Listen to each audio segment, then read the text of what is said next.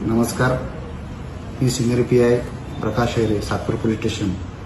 आज समाज माध्यमावर ITI सिग्नलजवळ एका तरुणाने आत्महत्येचा प्रयत्न करत दुचाकी जाळल्याच्या बातम्या व्हायरल होत आहेत.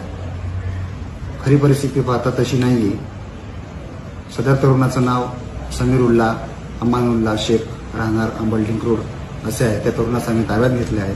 त्याच्याजवळ विचारपूस केली असता त्याने पोलिसांना माहिती दिली की त्याचे काही दिवसांपासून कौटुंबिक वाद सुरू होते.